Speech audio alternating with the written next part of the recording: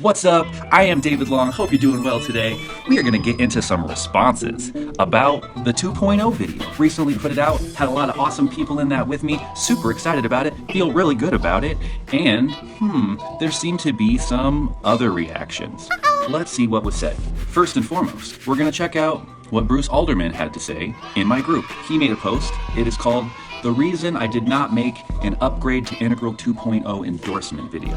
So basically, I hit up people in my group, lots of them. I was like, hey, did you see the video I made about 2.0? How did you feel about it? Are you down with it? And actually, on the back of this video, I had lots of great discussions, a good amount of cool people in my group from all over the world. It was amazing and humbling and awesome, and honestly, it was a lot of work, but a lot of it also was very touching to me. This is the second video I've done like this where I've reached out to my community and gotten connected to them, and each time I've done it, it has been a big impact on me. It has really touched my heart and made me feel like the work that I'm doing is important and people value it and I'm not alone, and it gives me strength and it gives me power and it gives me perspective, and hopefully it helps me to be a better leader and a more skillful person and more compassionate and all that stuff. That's what I really like about the face-to-face stuff. That's what I really like about the connecting. This is another thing that I've learned from people like Bruce and people like Layman, is that there are different people who are bridge builders. There's the 2.0 side and there's the 1.0 side, let's say. You know, some would say it's not that simple, and they'd be right, okay? And that's also my point, right? So then there are people who are firmly on our side, maybe even more extreme than our side. And you're like, well, come back. And it's helpful for people who are on that extreme side, for us to debate them, and for people who are on that side to see us debate them. Like, this is why I want to debate Frank Visser. I love the guy, I have respect for him, but we disagree about religion. The things that he's critical of in religion, I don't like those things either. I'm with him on that. We're both critical of that. Like, everything that he's going to be like, that's messed up, I'm going to be like, yes, that's messed up. That's some bullshit. That is unfounded. That is nonsense. That is overstepping. All that kind of stuff. So I'm going to agree with him on all that, right? Just like I would agree with an atheist in their criticisms of Christianity. Like, through and through, I'd be like, yes, that is bullshit. This is bullshit. This is bullshit, you know, all the way through. And then at the end, I would be like, but there's this other part of it that you don't seem to be talking about, which is the thing that a lot of people are into or value, maybe not even consciously, maybe not skillfully, but we have to look at that and realize that there's even probably a mature version of that. So how can we work with that? How can we include that? How can we have that for ourselves?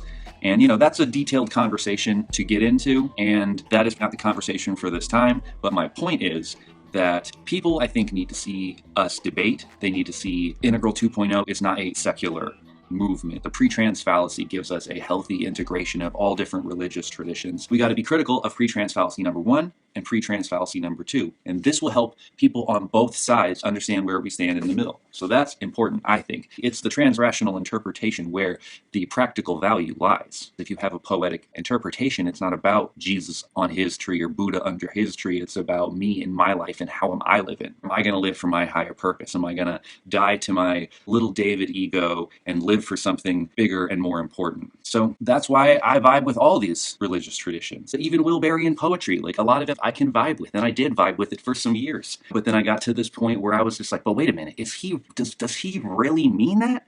Is that like really, does he like take that literally? Is that what he actually thinks? And yeah, it's what he actually thinks. And that's the problem. The other thing that I want to say up front is that I didn't understand these cosmological distinctions for a long time. And I was confused about what was metaphorical and what was literal, and whether I was thinking of things within an idealistic framework or a more realist framework, and like what was true about that. Is unity interobjective or is it intersubjective?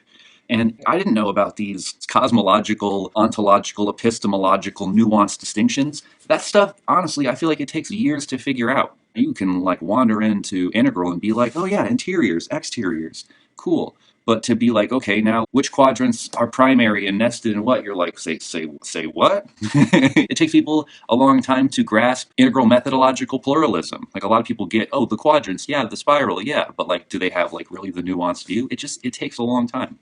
Like a long time. Like, give yourself a break. If you don't understand this stuff, if you don't understand some of the stuff, you're not stupid. It's complicated and it's nuanced, and it's a particular subcategory of metaphysical philosophy that just like doesn't really get talked about that much.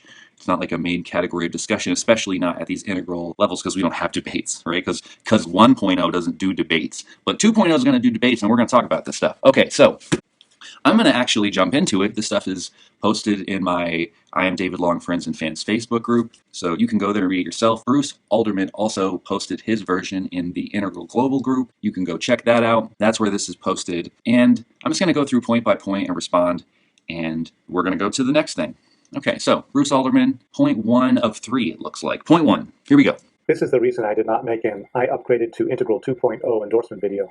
1. While Ken Wilber is getting old and will necessarily be passing the torch to others, and while Integral is too big for any one mind or modeler anyway, and shouldn't be limited to a single individual's interpretation, and while many have long felt the need to go beyond the prevalent integral framings, both theoretically and practically, members of what we sometimes call the integral diaspora, integral meta-theory is nevertheless a sophisticated, multi-armed, and subtle beast, and it will take a lot of work to truly go beyond it. David Long definitely has some good ideas that I support, but in my view, he has not yet done that work. If he wants to build towards that, I'm totally behind those efforts, but that's different than saying one already has a version 2.0 to download. Okay, his view is basically saying that what I'm offering is not a huge theoretical upload, right? Like a whole new version, something like this, a new theoretical version. That's what he's saying. So let me respond to this point. Ken Wilber has offered AQAL, all quadrants, all levels, all lines, all states, and all types. These 5 lenses, right? This is his holistic view.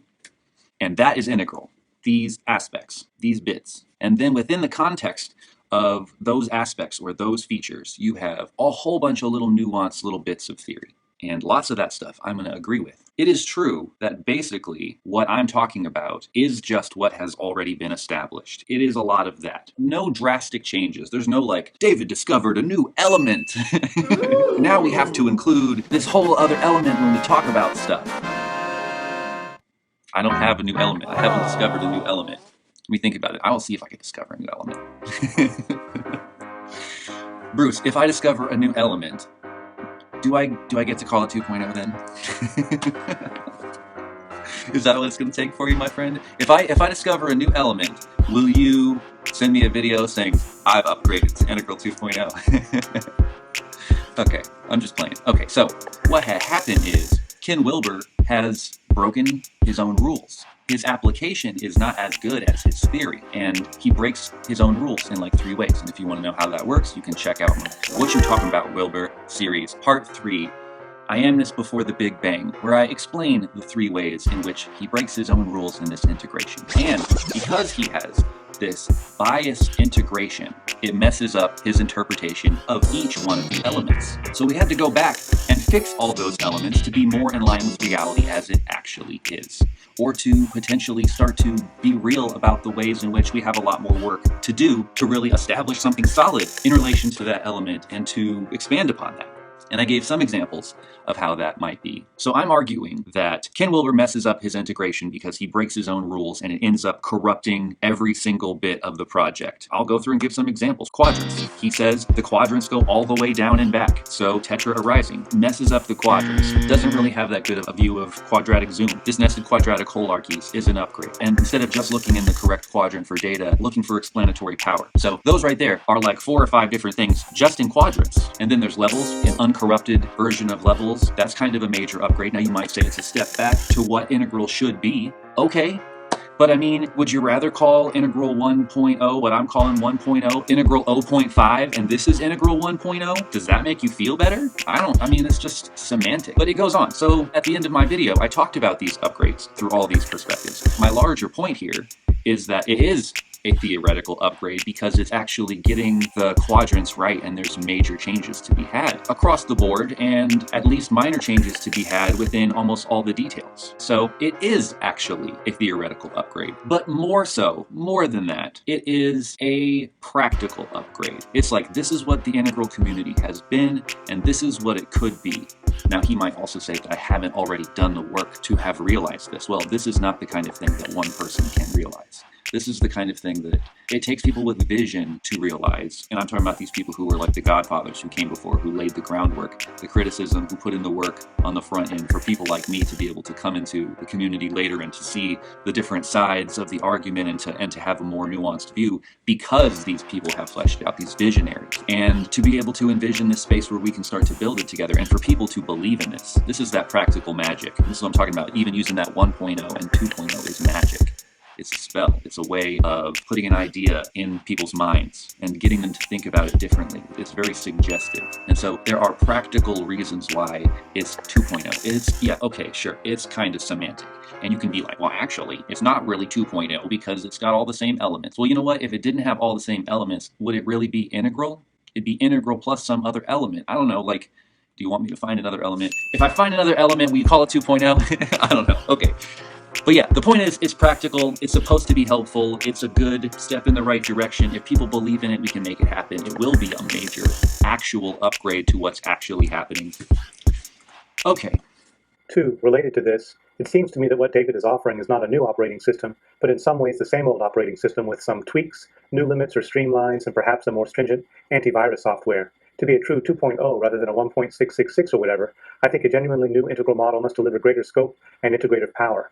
Almost everything David emphasizes in his list of 2.0 features already exists in Wilber's current model. For some of them, they are things Wilber fully acknowledges as possible interpretations compatible with the current tenets and concepts of IT.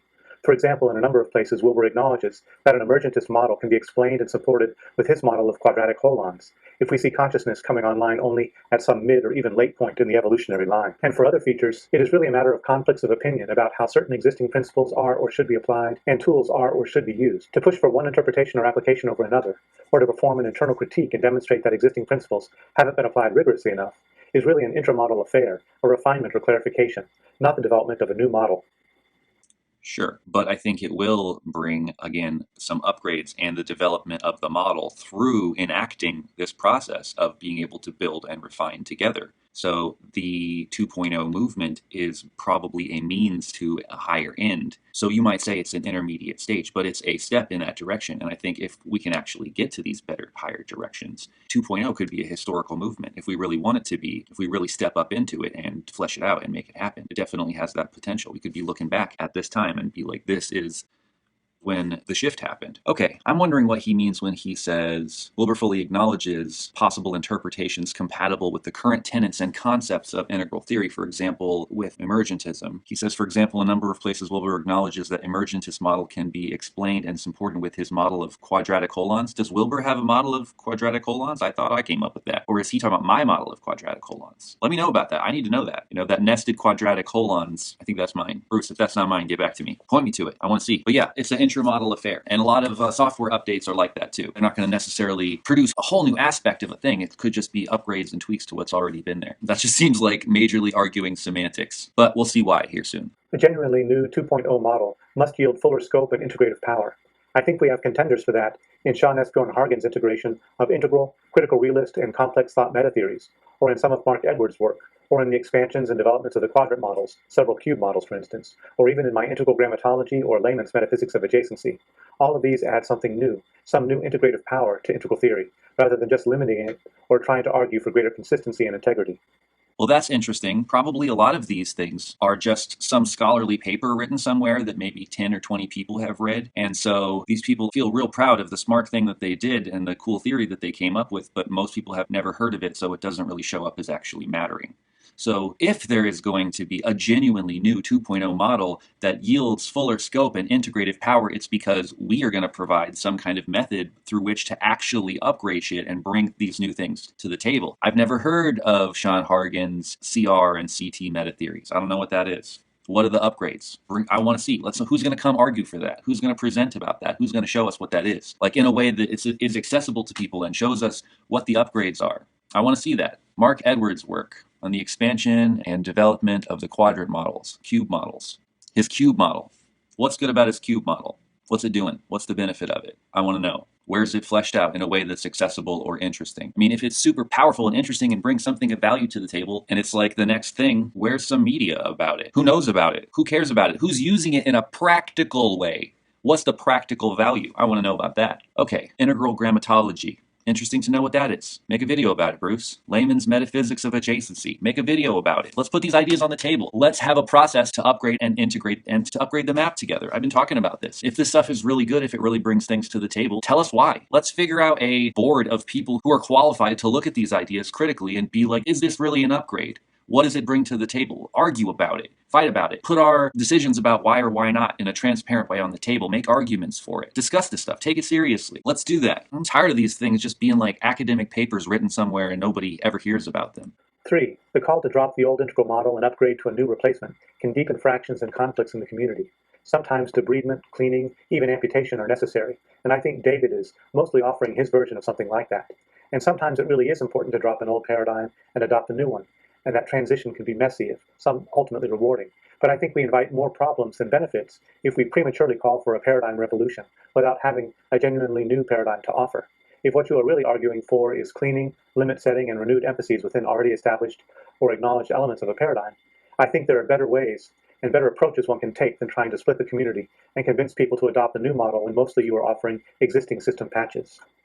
Okay, this is interesting. He's basically like, oh no, don't divide the community. Dude, people are jumping ship. This community is a mess. And like most of the reasonable people are tired of it. And like, I don't even want to associate with those people anymore. I hear this all the time. The coolest, smartest people in our community who have the most value to bring are like, I'm not integral. I don't want to be integral. I don't want to be associated with integral. They used to love integral. They used to be down with integral. There were things that they loved about integral, but when they realized what a mess it was and how the reasonable people aren't taken seriously. I mean, like, look, I put this 2.0 thing out on the table. How many people do you think have tried to make a positive case for idealism? A lot of people have talked shit about me personally.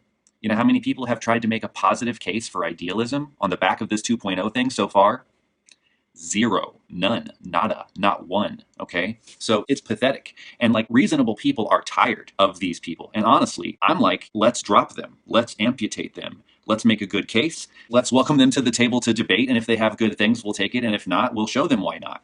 At the end of the day, they have to prove it. My friend Michael Slade, who was a person who in the video said, I support Integral 2.0, who's not really sure where he stands fully on the emergentism, idealism thing. It's still a little bit fresh in his head. And he's not like, doesn't really feel fully comfortable coming down on a side yet. Understandably, right? That's totally reasonable and fine. And I actually respect him for not just being the kind of guy who jumps on the bandwagon. But he said to me, anybody reasonable should be on board with 2.0 because at the end of the day, regardless of what you think, if you can really prove it, then 2.0 is the place for you. Because it's really about proving it. And I'm just claiming that emergentism is what we have good evidence for and seems to be the theory with the best explanatory power, and that seems to be the most dominant, best theory. As a consequence of epistemic humility and looking at science, and I'm going to do work to support that. I have a video about a positive case for emergentism and a negative case for Wilberian dogmatic idealism coming out soon. The consciousness all the way down and back and before with I amness, Eastern idealism. Negative case against that, positive case for emergentism. And if anyone else can put their positive and negative cases on the table, I will also debate them on those things. So I am working to establish that. Cleaning, setting limits, cutting people off. Yeah, we're going to start a new project. I guess I'm saying that a lot of people are frustrated. So I mean to say, oh no, you're creating waves in the community and splitting us up. Lots of people are jumping ship. They're leaving, they're gone, they're done. So it's actually providing a place where people who were just done before can actually be like, oh really? You mean like real healthy integral is happening over here? And it's got a different banner and it's pretty firm in its stance and explicit and clear. Well, you know what? I'll stand with that because it seems like they're online with some stuff that I liked from integral, but I didn't actually see happening. And I'm actually glad to see a healthy version of integral arising. So that's what we get a lot of. And you know what? If other people can't get down with it, they can stay over there. And ultimately, this is a intermediate type of movement or a means to an end, a way to create an interior challenge within the community, a way to provide space for people who have felt like outcasts, who are actually the more reasonable people, to create a space in which reasonable people and productive conversation can win, where we can actually build together and the bullshit won't stand. Okay, so it's not just divisive, and I actually think it is helpful. With all this said, I think David has done a great job on his video, and I'm proud of him for marshaling the support and endorsements he did. I think it shows that a lot of people are ready for and will support these proposed changes in emphasis and application. Awesome. But I can't call that Integral 2.0. Bruce, call it Integral 2.0, man. It's an upgrade. Your idea of what constitutes an upgrade is actually inaccurate. So I would invite you to call it Integral 2.0 because it's actually helpful and it puts tension on the community at large, which is exactly what it needs because this fraction and the split has been happening for a long time. The idealists talk like cult members or smart-sounding New Agers and don't really engage with points. And it's just frustrating. It goes nowhere. It's been going nowhere for years. And what it really just results in is people jumping ship.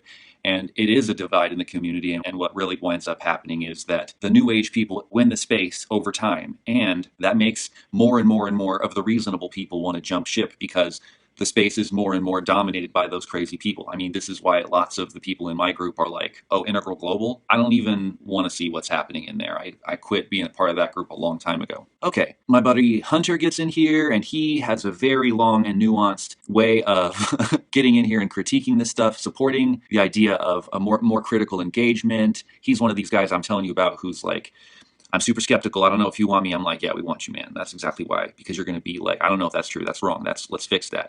That's going to ultimately make us stronger. I want to be bulletproof. I want it to be the fact when we get challenged that we have good reasons. Like I was talking to him and I'm like, well, they say on average it takes 5 years to move through a stage of development. He's like, how do you know? Where's the data? I'm like, I don't really know where the data is.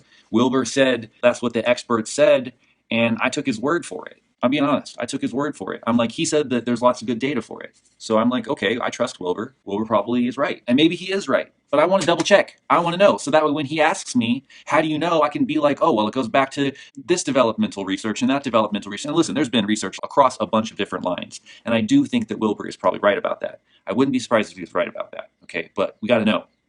That's my point. He has good points, and he also makes the same point about the software upgrade, and that's not really how software upgrades work. That doesn't have to be a whole new thing. Yeah, I'm just looking at what Bruce said in response to him, and he doesn't seem to really be hearing his point. He just kind of doubles down. Bruce, I think you just doubled down. You should go check that and consider what he's saying. He's saying it doesn't need to be a full upgrade to be 2.0, and I think he's right about that. Bruce was talking about you cannot call this update. I was like, okay, what's your standard of what we can call updates for this model? I think it is an update if we really think there's something new, there's a different way of approaching this tool. It is an update. Even if it's just different in how we deal with it, it's still an update, a theoretical update. I think ultimately, a lot of these things are rhetorical, second tier. It's a rhetorical device. It's used to emphasize a particular distinction and to make a particular claim. Okay, so yeah, let's listen to what Layman had to say. Hi, I'm Layman Pascal, and this is why I endorse the Integral 2.0 project. My pal Bruce Alderman makes a typically plausible argument that David Long's proposals are not yet adequate to warrant the metaphor of a full operating system upgrade.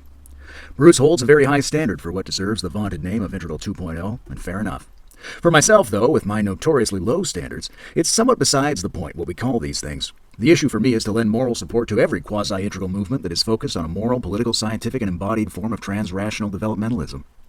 If David Long liked the name metamodernism or Hansi liked the name Integral 2.0, it would make absolutely no difference from my point of view. Saying dramatic upgrade is like new and improved, or even authentic at last, simply an exciting rhetorical device. And what are they selling?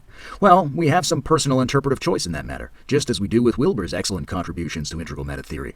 We can treat them like narrow phenomenon that are exaggeratedly associated with the personality and phraseology of prominent communicators, or we can treat them as part of a broader organic richness that is both more and less than our personal response to those communicators.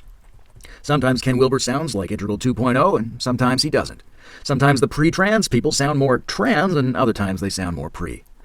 Wherever anyone wants to encourage energy, vitality, moral urgency, rational clarity, creativity, fun, political engagement, and better discourse within depth-oriented post-pluralistic communities, well, they get my vote. Maybe they'll fail. Maybe their temperament is self-sabotaging. Maybe there's a risk of temporarily losing sight of gains we've already made. Maybe the tone seems off. Maybe the name isn't comprehensive or accurate enough. I'm fine with all that.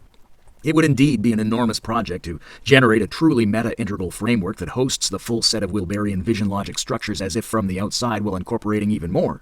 Perhaps we could charitably say this is what integral grammatology or the AQAL cube are trying to accomplish. And it would be a great work to deepen each or any of the variables we're using, such as I've been trying to do with my MOA and my coaxial development and my generalized notion of the mandala of metatheories. Hell, it would be tough even to rigorously add a single major variable to Wilber's layout, but so what?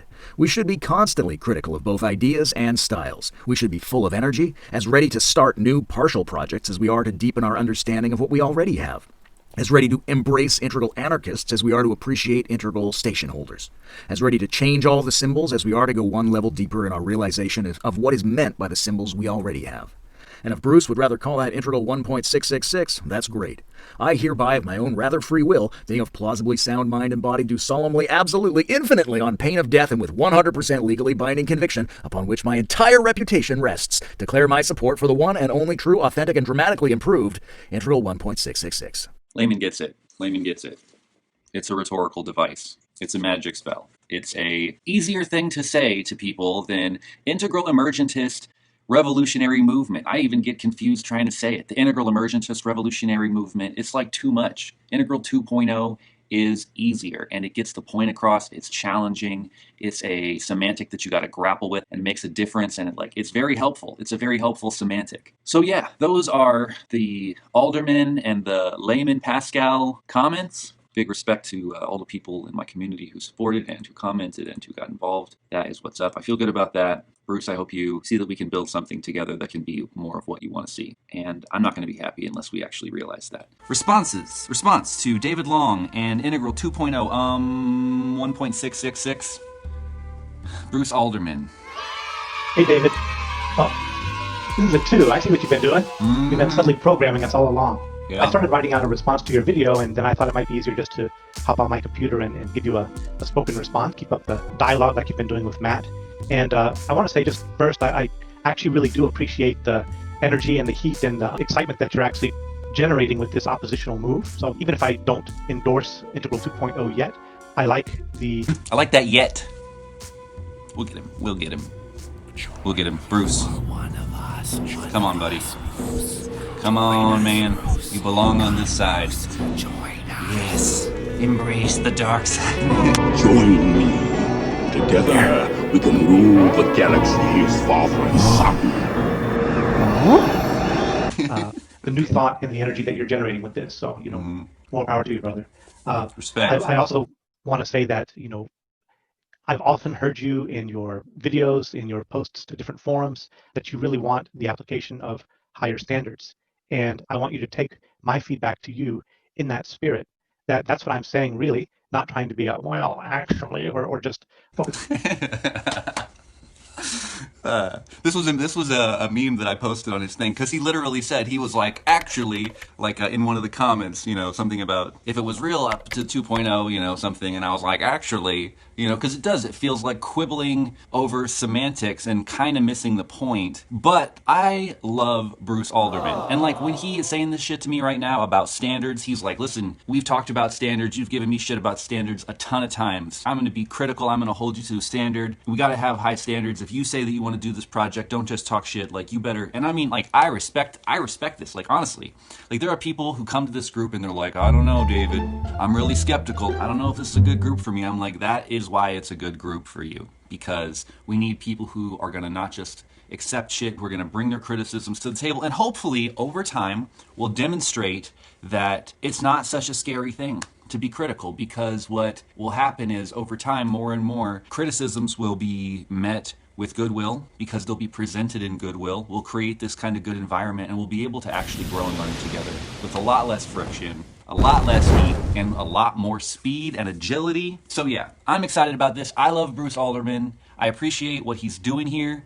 And, on the back end of this, challenge to me is going to be a challenge straight back to him, right? Because that's how it goes. Here we go. Let's get back into it. Focusing on semantics, but actually calling for higher standards, that if you want to move to a genuine 2.0, to really be rigorous about it, to really develop it. And I say that from the perspective of somebody who's been in different integral circles for many years, longer than you, and also in integral academic circles. And I've seen, and in the integral theory conferences, multiple of those, and I've seen the serious work that people are doing in developing and building the model and applying it in different fields and in offering theoretical upgrades. And you're not the first to propose an integral 2.0. That was Hargens, actually. And had no idea about Hargens 2.0. What's up, Hargens? Where you at? What is his 2.0? Is his 2.0 also an emergentist revolutionary 2.0? What's different about Hargens? Does anyone know? Does anyone know Hargens 2.0? Can anyone show Hargens 2.0? Does anyone know Hargens 2.0? No, no one knows. Whoa. Okay, I hope that's not true. Hit me up down below, Hargens 2.0, because I want to know, and I want to grow and see if we need to put inside of this 2.0 Hargens 2.0. Okay, Bruce, go. Kind of pissed off Wilber pretty bad. But in that context, seeing all of that work that's been done, I'm saying what you're offering with a list of bullet points and some videos, it's good stuff. I'm behind the energy of it. I like, a number of your ideas. What I'm offering with these bullet points and some videos.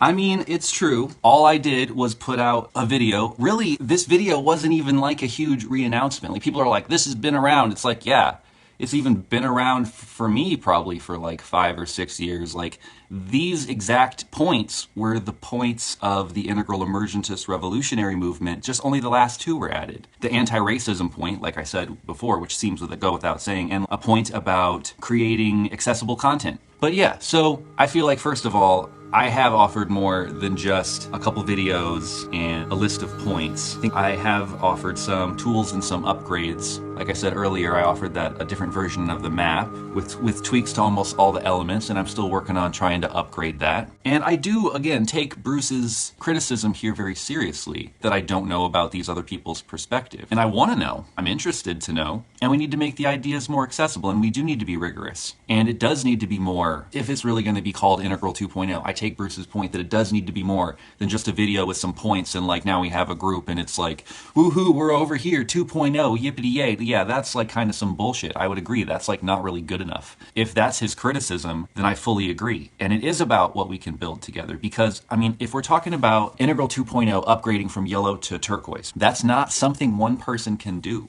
That's not something I can bring to the table. It's something we have to build together. We have to build it together. I can say these are the founding principles, but there we go. Okay, and it's a YouTube. Awesome job, Michael Slade. Michael Slade letting us know Hargens 2.0. Now all of our perspectives grow. Thank you, Michael Slade, for the seek and then find and then show. That's my bro, that Michael Slade. 2.0? The Hargens 2.0.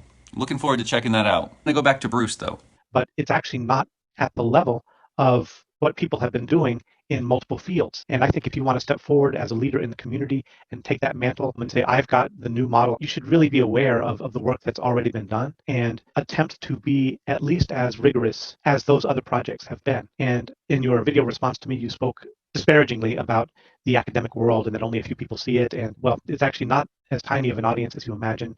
And also, it's really pretty broad application, and there's a whole range of Okay, I know where he's going to go with this next point. So before he jumps into that, I want to address what he's saying here. This point about academia. No, I like the rigor of academia. In fact, I think it could be maybe more rigorous still. I like academia's rigor. I like the general structure of it, the process of it, the fact that it is part of this Western Enlightenment project. So I like that. What I don't like is how inaccessible it is. It's like very much that same behind a paywall, and it's like kind of like up its own ass in the same way the integralists are. It's like, it's good in theory, but in practice, I don't know, is it really producing really the most high quality work or like the best stuff? I mean, like, I don't know. Maybe I'm just like out of the loop because that's not my path. I'm not like a right-hand path kind of person.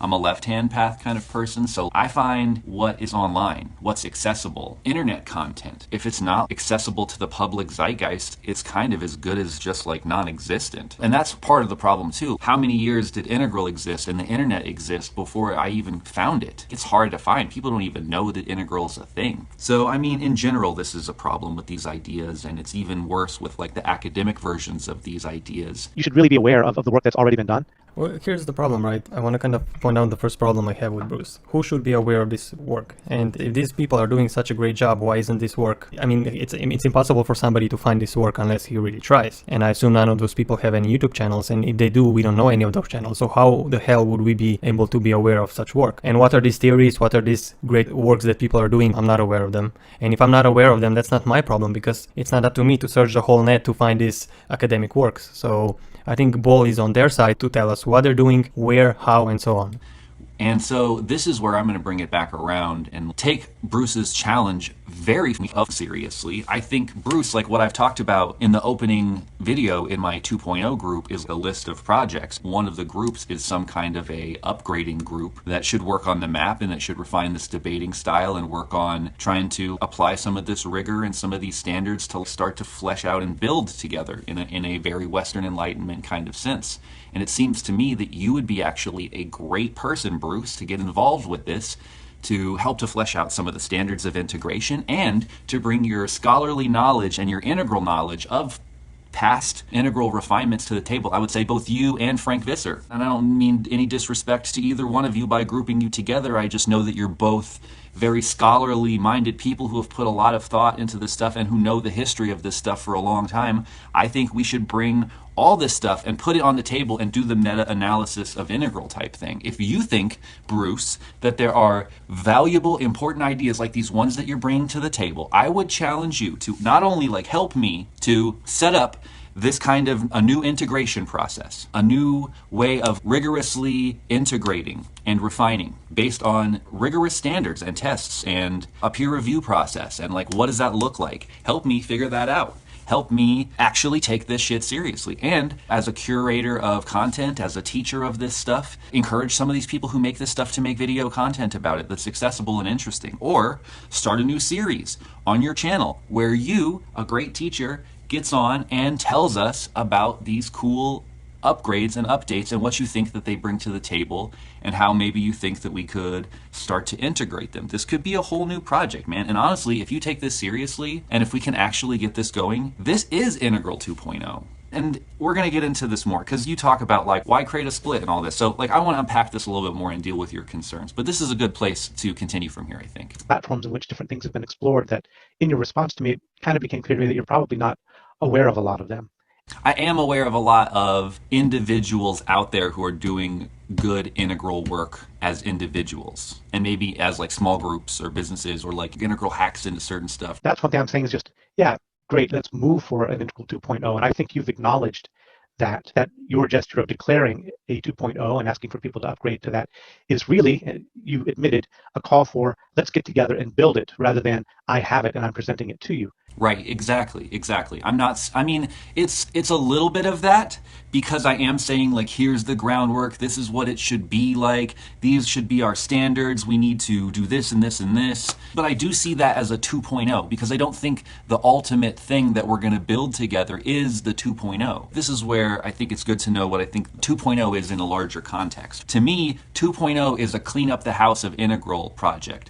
2.0 is a put a challenge to the community type of project to actively save integral from the dirty bathwater that it's in, to actually cultivate a version of healthy integral. So that's the project of 2.0, and it's a means to an end, a means to the end of birthing the integral movement. This is all still under the banner of integral. It's still going to be the integral movement. It's not going to be the integral 2.0 movement or something like this. Maybe people will still reference 2.0, but the reason to have an integral 2.0 is because it's this group of people who values having a movement, who values having standards, people who want to not just like have a nice personal belief system for me that feels integrative, but like people who want to create these future systems in a fair, skillful, overarching way with rigor. So it's a call for those people who are actually on this next level of maturity, who want to take these projects on responsibly and do a good job with them. But if it's something to be built, it's not something I can upgrade to yet. So if your call was for us to endorse, let's build. No, I am saying it's an upgrade because it is a theoretical upgrade, but it's also a practical upgrade. So I'm not saying, hey, I am David Long, I have a theoretical upgrade to Integral 2.0. Like that's not what we're saying. That's not what people in the community are saying. And when they say I support Integral 2.0, they're not saying I support the theory of 2.0. They're saying I support the direction, this idea of reinvigorating and relaunching 2.0. The old version is corrupted and failing. This is a new version with upgrades and fixes, and it's refined. It's got, what did you say, something like a more nuanced antivirus system. It's actually doing different projects now, because it's also not focused on the individual integration necessarily as much as it is about trying to build these turquoise systems. So in that regard, it is a 2.0. It's a 2.0 in several ways. And the ways that software updates work is that when you have something significantly different, and yet it's the same kind of program, but it's like a different presentation completely, and with different focuses and emphasis, and bugs fixed and antivirus thing, that's a 2.0, homie. Upgrade. I'm weighing my hip hop tonight. You feel it? Okay, back to Bruce. Let's get together and build an Integral 2.0 together. Let's make something that goes beyond what's there. I would support that. That's what's up, man. Let's get together and build an Integral 2.0 together. Let's make something that goes beyond what's there. I would support that. That's what's up, man. I would support that. And I know that. And so I would suggest that more than just that you need to support it, but you need to be a crucial part of it, because we need your knowledge and your rigor and your standards and your wisdom, and you're a leader in this thing and you're a bridge builder. And that's why you should upgrade to Integral 2.0 and support this shit, man. You should be an important part of it. And you can qualify it like that if you want. Like, David doesn't claim that he has found a new element or a fundamental lens, like we have to all include this new factor now. Yeah, it is just a new project within the greater Integral branding or circle or banner or whatever. But yeah, it's a whole new way to think about and act out and live out and do Integral. And I'm upgrading to Integral 2.0 because I think it's better. And that's what's up. Because we are going to be doing some stuff. And look, I don't want to undermine the work of anybody who's come before us. I know there's a bunch of talented, skillful, integral individuals out there who are killing it, who are doing great work. When I say we're not doing anything, what I mean is collectively, in an organized way, we're not doing anything. We're empowering individuals to go be integral individuals, but we're not like building an integral community. We're not like building anything. Like, we're not establishing anything. We're just like in a food fight. We've digressed and regressed in a lot of these integral groups into just first tier food fight. It's like orange versus blue fighting it out in there. And like a lot of the blue is just red. And a lot of the orange is just red. It just turns into F you, F you, F you. You're stupid, you're stupid, you're stupid. And it's like, wow, this is okay. But I also realize that the integral groups aren't everything. So there's a whole range. There are people out there who are doing good work, good integralists in the world, bringing lots of value to the table. And they don't even fuck with these integral groups. They're too busy. They're too busy doing good stuff. So I realize that just based on online experience, you can't really say that that's what Integral has going, or like try to disparage the fact that there's good work out there being done around Integral. It's all so undercover, and none of it's organized in a big picture way, and we can do better. All that good stuff that's being done in the world has been done purely by awesome individuals. But I don't support the declaration of the existing integral movement with its many, many dimensions as a has-been thing, and that you are, with your community around the I Am David Long, are bringing in the answer that goes well beyond whatever has been done. Yeah, that's not necessarily what I'm saying. There are a lot of people who have an integral perspective that's actually healthy, not caught up in some green superstition or woo or some kind of pre-trans fallacy. If you're that green on steroids type shit, yeah, that's the 1.0. It's not like anybody who's not in my group is in 1.0. Let's be clear about what we're talking about. It's like people who are these green on steroids people. It's like the problems with the lack of debates, the lack of engagement, like all this kind of stuff. Another way that I've seen it put, Joseph Camosy, I think I'm saying that correctly. What's up? I'm Joe Camosy. He made this great comparison that also Frank Visser made, where he said this is kind of like Martin Luther. And I'm an independent researcher. I want to thank David Long for giving me the opportunity to say a few things on the topic of integral theory and what might be next, and to also allow me to finally introduce myself in a video after many years in the integral online community. So first off, I'm here to lend my voice in support of the work David's doing with his Integral 2.0 initiative. It's projects like these that I feel are needed to actualize the emancipatory potential of integral theory and bring about some necessary changes. I've studied integral for some 15 years and consider myself to be integrally informed. And over the years, I've had a lot to say about the many good and useful things that have gone on in the name of integral, but I've also had some critique. And so those aspects of David's work that stand out for me are epistemic humility and responsible leadership, and being an authentic movement rather than selling products and services. And so, with these 2 points in mind, my own suggestions to the current integral, spiritual, commercial establishment would be: enough with the superhuman multi-level marketing that enjoins us to change the world while earning huge commissions. Enough with the integral sponsored motor oil or engine performance additive. And enough with the high-profile spiritual teachers with their mesmerizing, state-inducing tactics who then leave a trail of the abused in their wake. Giving people initiatory state experiences without a robust set of ethics is a prescription for tragedy. All of these are a consequence of not thinking enough about ethics. Basically, I'm saying that the neoliberal soulcraft needs to come to an end. From the philosopher Dr. Cornel West, neoliberal soulcraft is wanting to be smart, wanting to be rich, wanting high visibility, and so by extension this includes wanting to be spiritual and evolve, wanting state experiences, all the while overlooking the ethical lapses and the ethical consequences. It's saying that the ends justify the means. It's a form of spiritual capitalism. It's capitalism colonizing spirituality. First it wanted your body, then your heart. Now it wants your soul. It's a Faustian bargain. So, neoliberal soulcraft. It's the ideology of the unrestricted accumulation of capital, financial, physical, mental, and spiritual capital, which threatens to enframe everything as standing reserve. In other words, turning everything into stockpiles of product of one kind or another with no independent value or being other than its usefulness to that ideology. It's a form of supremacy, and it needs to be brought to an end,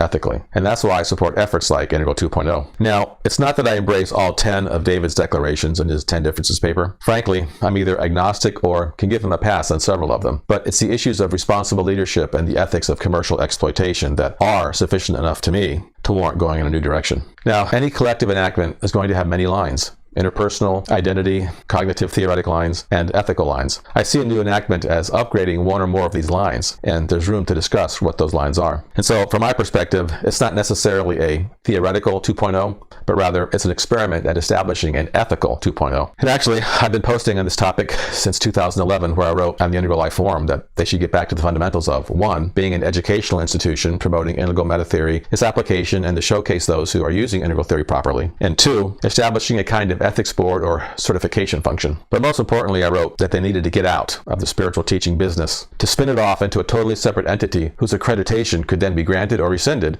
depending on what it actually did. But things remain blended, and so it may be too late to rehabilitate Integral the brand, as anyone can use the name to sell anything from coaching services to motor oil. The name's too damaged to have any broad appeal, in my opinion. So I see David's paper as a declaration, analogous to Martin Luther's 95 Theses that led to the Protestant Reformation. When Martin Luther posted his theses, he wasn't advocating that everyone embrace a new paradigm. Instead, he was criticizing the selling of spiritual favors, indulgences. And so this isn't a theoretical debate over right bucks, but a judgment about how the existing institution has actually been showing up and what that means ethically. Now, in integral theory, we do have the concept of the basic moral intuition, or BMI, which can be stated as protect and promote the greatest depth for the greatest span, and all 4 quadrants at the level you're able to access it. So each level or V-meme or culture, class, ideology, identity, or faction will have its own basic moral intuition. And so one faction's right bucks may be another faction's neoliberal soulcraft, and there's no way these opposing perspectives are going to reconcile at the same level where they started. And the integral community fractures along these lines of identity, which then creates a space for new communities and identities of form, which then also creates an opportunity for a different kind of relating between these now autonomous factions. And this relating between opposing or contradictory elements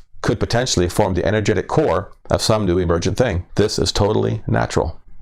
So the great release finally comes to Integral itself. Here's a quote from Integral CEO Rob Smith's essay, Deeper into the Great Release. The good news, in some respects, is we know what a release does. It shatters connections and frees up innovation. We know how it operates. It destabilizes existing power structures. We know what it seeks, to return to higher resilience and better functioning hierarchies. And we know some version of what comes next, chaos, innovation, experimentation, and reorganization to an emergent, higher form of better adapted organization. We may not know the exact form or details these things will take as it proceeds, but we do know the underlying mechanics that are at work. Break up control of resources, increase freedom and experimentation, and increase system agility. That's Integral 2.0 as I see it, as a kind of declaration of independence, a decolonization, a challenge to what the philosopher Habermas called the colonization of the life world. We have Philip Pullman's Dark Materials trilogy, which is now an HBO series. In this series, the main character, Lyra, is given a golden compass, or a lithiometer, which is a device that, in the right hands, can reveal the truth of things. This is symbolic of the revelation or unconcealment of being. Let's see now, where did I put that alethiometer?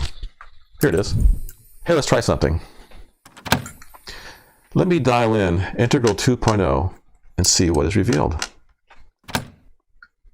I'm reading the symbols now. An act of daring and the right thing at the right time. Thank you.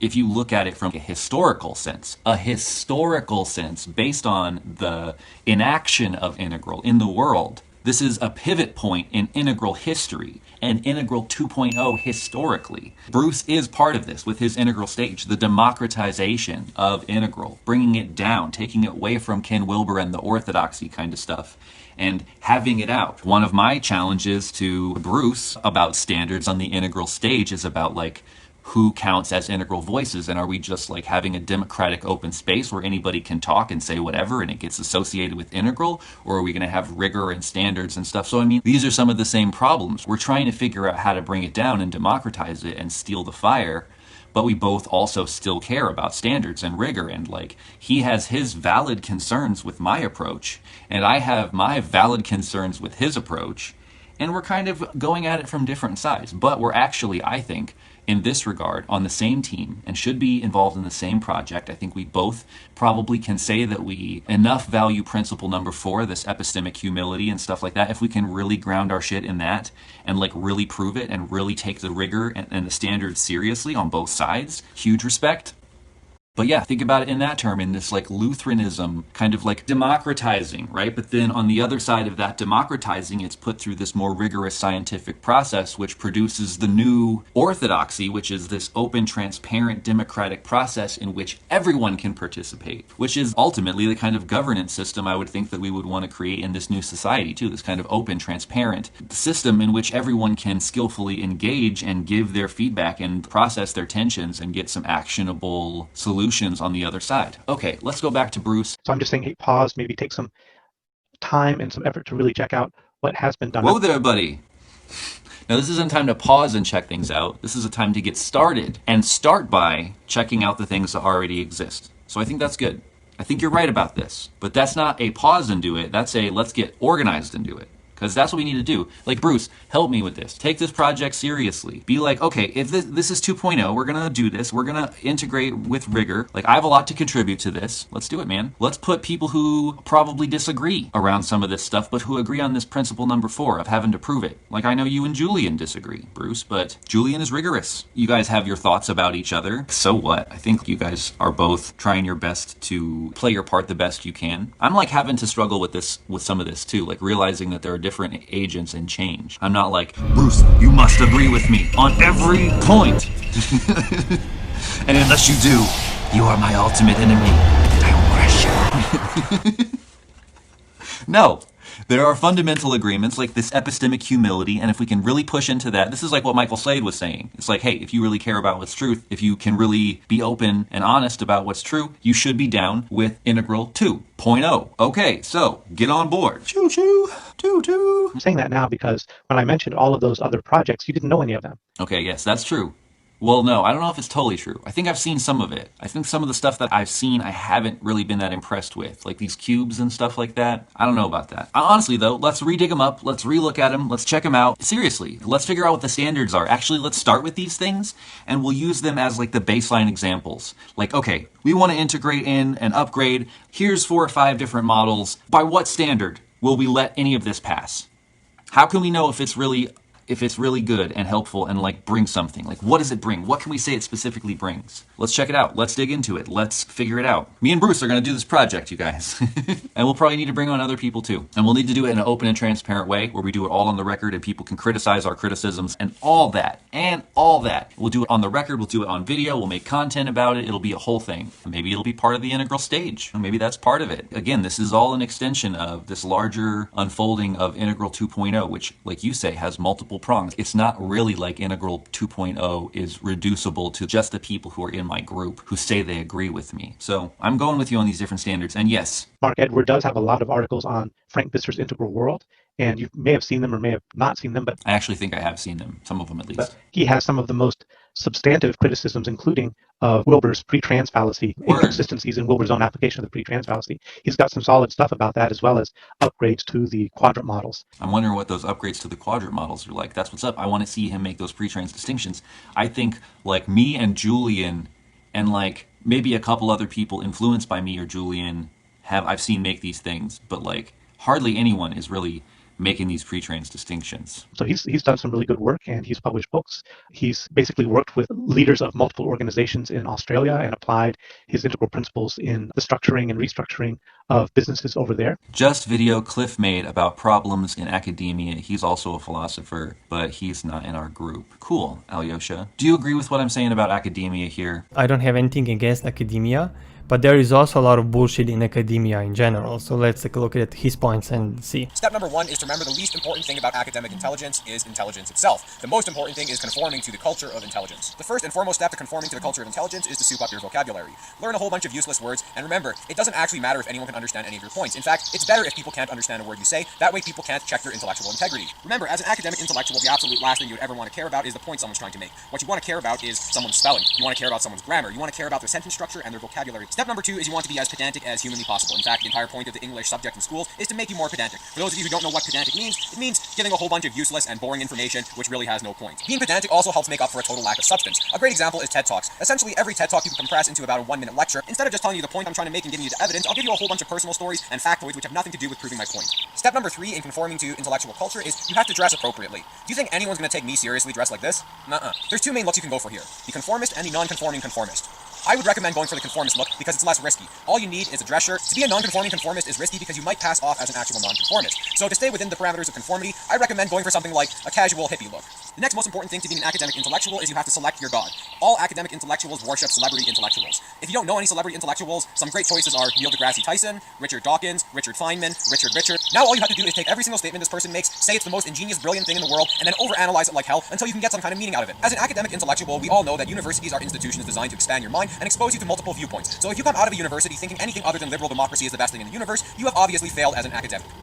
So there are many points that Cliff made here. Cliff is a great philosopher, at least from what I've seen. And yeah, this is what happened in academia. It's not about actually talking what's true, having multiple points of view, but it's basically just a neoliberal indoctrination, which is what he's saying basically here. If you use abstract metaphysic words, like some people in Integral Global tend to do, you use words like consciousness and soul and spirit in whatever way so you can kind of weasel your way out of anything you want, that's not good. And a lot of academia is a lot of this bullshit that doesn't need to exist. So we need to be extremely careful what we say about academia. Now, again, I'm not necessarily attacking Bruce and integral academics that he's talking about. I'm just talking more the dangers of academia in general, just so you guys know. And I think Cliff did a great job explaining some of the problem right here, because it's not about, okay, let's think about what is true. It's more about having big words and then sort of pretend that you're this deep intellectual while you can make even some basic distinctions. Being an academic intellectual, you want to prevent critical thinking at all costs. Therefore, when it comes to any field of knowledge, you want the absolute most up-to-date and accurate information, except when it's a field of knowledge that is critically important, like philosophy. When it comes to philosophy, we want philosophy that's at least 2,000 years old. Better yet, let's make no distinction between the philosophy and the history of philosophy, so we can be studying history and thinking we're learning philosophy. So yeah, for instance, a lot of people, again, on Integral Global appeal to these old school philosophers like Plato and Socrates who didn't know shit about science, as an example, right? And then they like, oh, look, I know Plato and Socrates and some detailed things they said. No, this is not philosophy. This is history of philosophy. And I mean, you can have a person who studies history of philosophy without knowing shit about critical thinking. Again, this happens in Integral Global. When you cannot make any distinctions, something that Integral 2.0 and David is trying to put out. Science is like a middle ground between you either being in pre-personal land or transpersonal land. And science is that kind of tipping point where we can pin down where you are. And if you use some old school philosophers who didn't know shit about neuroscience, which by the way, all the way from Plato to Roman to Renaissance to German to Enlightenment, neuroscience didn't exist. So the fact that most people till 1900 or even 1950 didn't know shit about neuroscience. But neuroscience changed a lot. And if you can take those to account and still follow those other philosophers, most of philosophy from Plato all the way to the Enlightenment thinkers are basically idiots who don't know what they're talking about. It's just the way it is, unfortunately. But at the same time, when the school board's fundamental education mission is to make students into economically contributing citizens committed to democratic ideals, I'm 100% fine with that. Instead of ignoring political indoctrination, which is the absolute least I could do, instead, I'll go out of my way to encourage it and call it intellectualism. As of such, we need some kind of system so that only academic intellectuals who propagate the corrupt system can be recognized as intellectuals so that no real reform could ever happen. If you're struggling to come up with ideas, don't worry. You don't actually need good ideas. All you need is popular ideas. So another good thing that Cliff kind of points out in this video is the fact that a lot of academia is basically a neoliberal bullshit. This idea that democracy is the best, that people have free will, and this is especially the problem with American academia, and this is something that Richard D. Wolff said a lot, is America doesn't know shit about Marxism. But Marx was basically a founding father of sociology. And if you don't know shit about sociology, which, by the way, most people in Integral Global don't know shit about, then you have a huge problem, because sociology is one of the most important things one needs to learn. If you don't know the basics of sociology and how the lower right quadrant influences the upper left and the lower left, then you don't know shit. And no amount of any kind of Greek or German idealism is gonna save you from that. In America, especially, we created this environment that only neoliberal capitalistic intellectuals are quote-unquote real intellectuals. If you're a Marxist, then you're just an idiot who doesn't know what he's talking about. And this is incredibly dangerous and also stupid. And a lot of people in Integral Global, how many of them are Marxists? You know, they're just on this spiritual, pretending to be third tier and creating their own ideological, metaphysical planes, use their own language, so it's basically impossible to pin them down because they hide behind the abstraction. I expect integralists to have that healthy balance of challenging and supportive. A lot of these people are not challenging or supportive.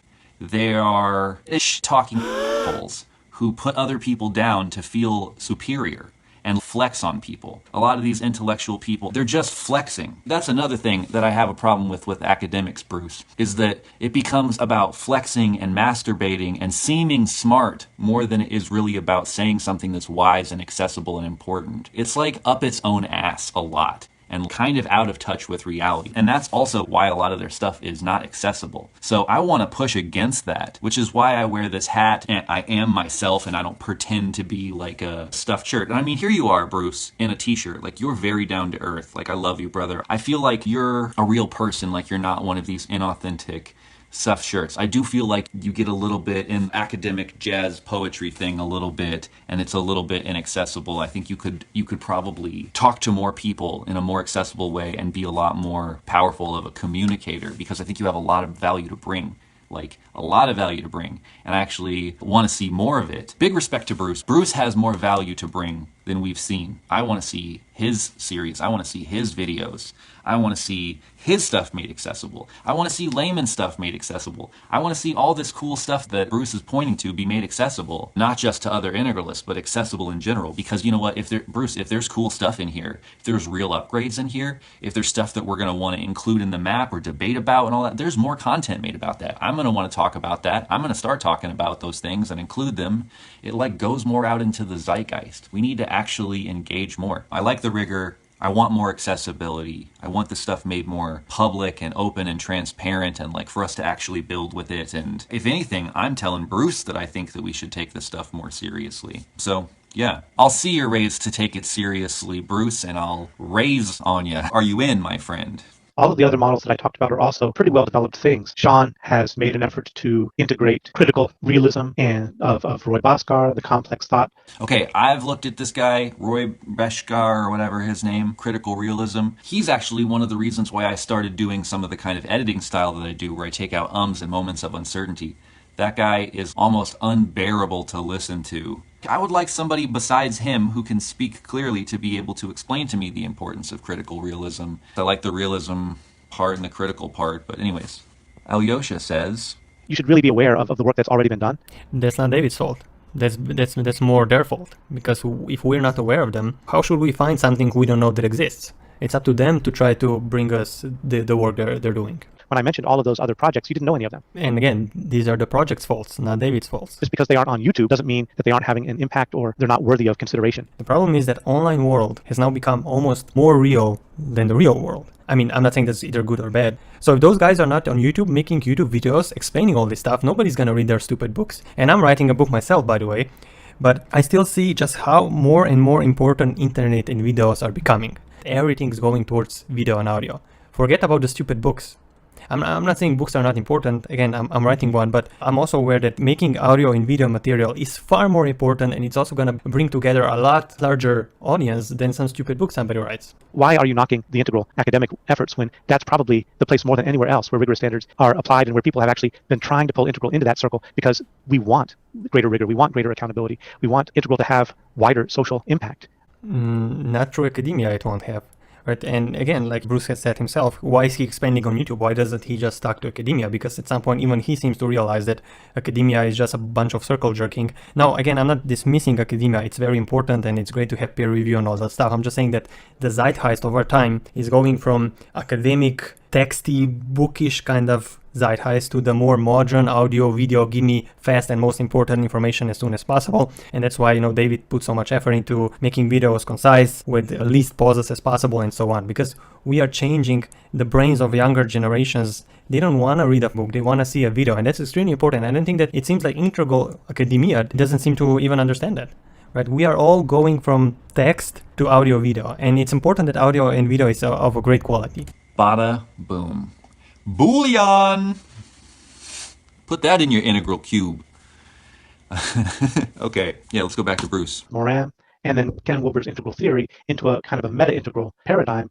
I'm looking forward to see that. That's drawing on the strengths of each one of those meta-theories and integrating them. And he's showing how Wilber's integral theory has like an upper left bias, tending to focus more on subjective development, whereas Moran's focuses more on systems and the lower right, and then Pascal's really focusing more on kind of some on lower left and also on upper right with his theories of science and his models of social transformation. So can all of those meta theories together can complement and support and mutually empower each other. So that's like a meta theory. Yes, but there are probably also areas in which they are not really compatible with each other, and that's like some of the places where, like for example, the disagreements between the Integral 2.0 movement and the Integral 1.0 are coming up, is like these places where there's actually a lack of harmony between the different perspectives, and something actually needs to get ironed out for certain perspectives to be really healthy. So it's great to include these factors, but can those factors be better included within the context of maybe some of these other approaches? We'd have to flesh out those maps a little bit better. I'm guessing about a map I haven't seen yet. So, but Bruce, how about a new series of videos about things that you think are legit theoretical upgrades or suggestions for upgrades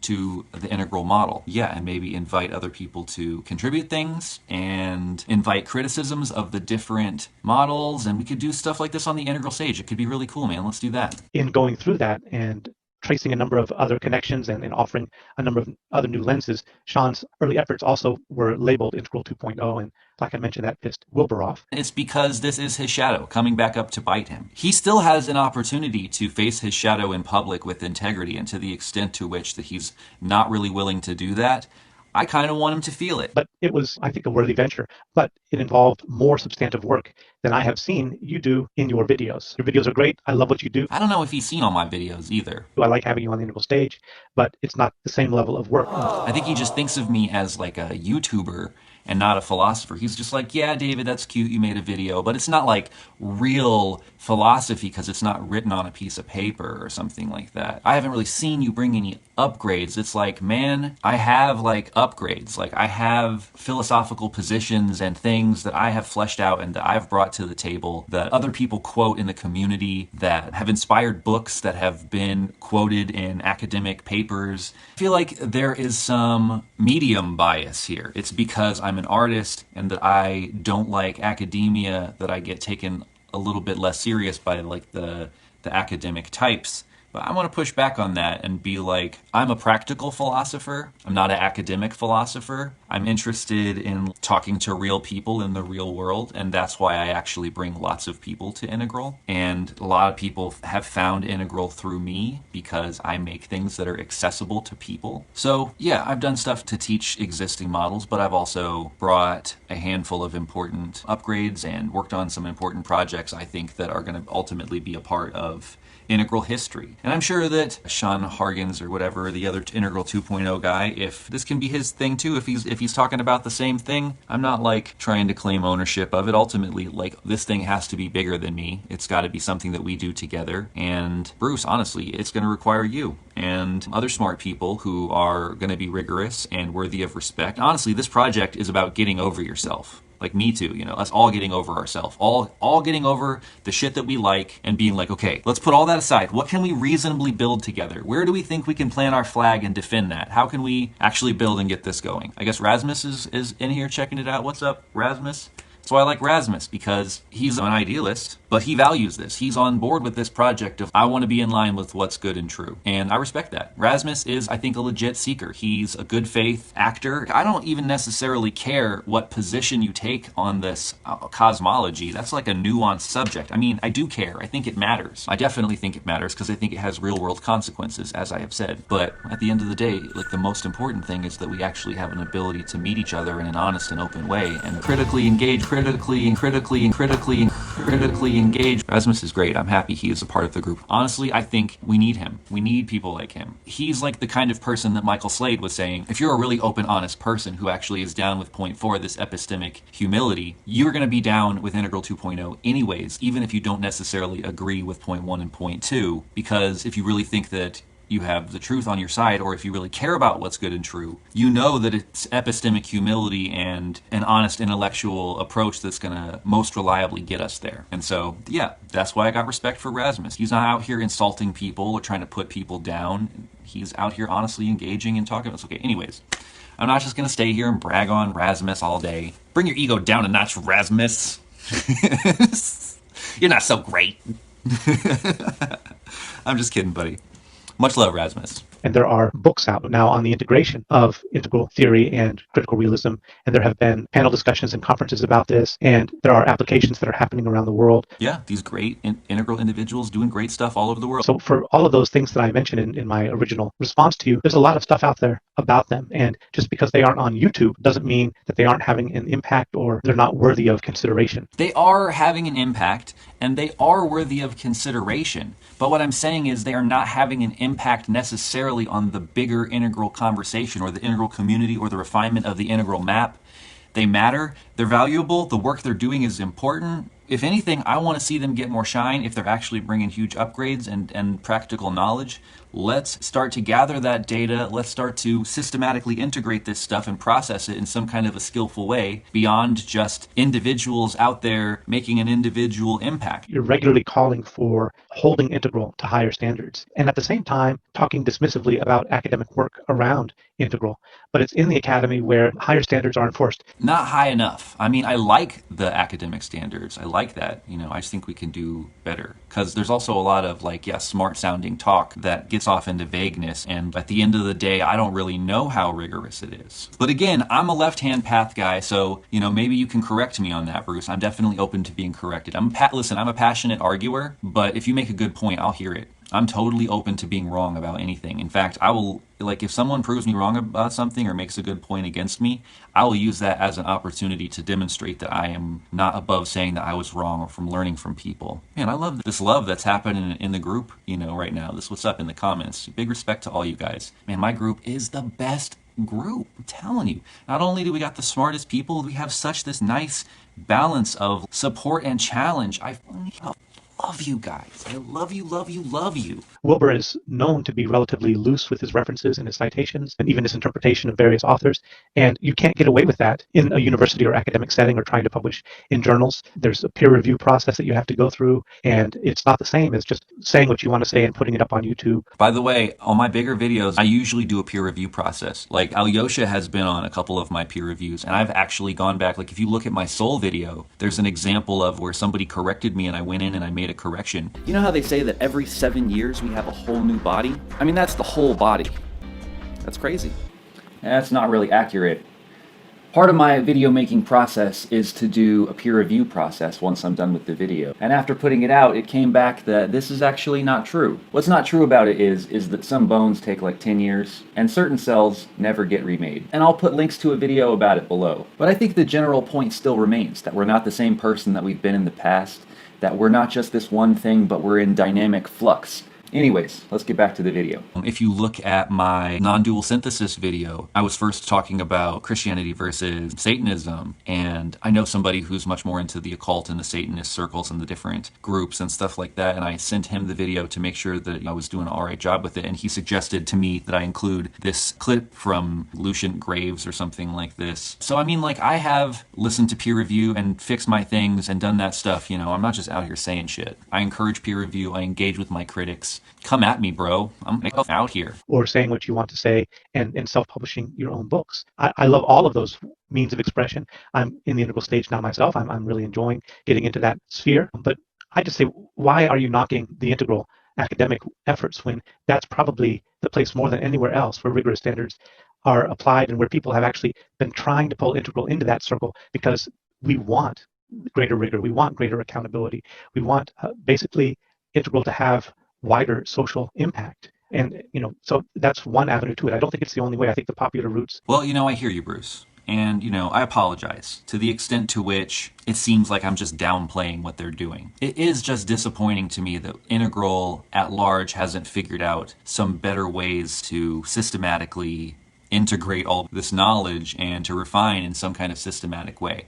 And I poo-poo on academia because I feel like it's out of touch and that it needs to come back. To the extent to which it's out of touch, it also actually starts to get linguistically out of touch. And then there also starts to be a lack of rigor as well. And there's peer review, but then how strict is that peer review? How really rigorous is it? Look at Matthew. He's a professor. He's very slippery with his language. And I don't feel like he's super strict with his peer review and his thinking. He's super poetic and it's hard to even pull him down to reality, but he's very smart sounding. He's saying a lot of things, but I think there's way too much room for people to project in their own meanings to what he's saying and hear what they hear him saying in their own kind of way. A lot of people don't have a nuanced enough philosophical knowledge and perspective to know his references or to even know about nuanced versions of these different worldviews. For a long time, I was hearing all different kinds of cosmological and ontological poetry from tons of perspectives, especially in Green and early Integral,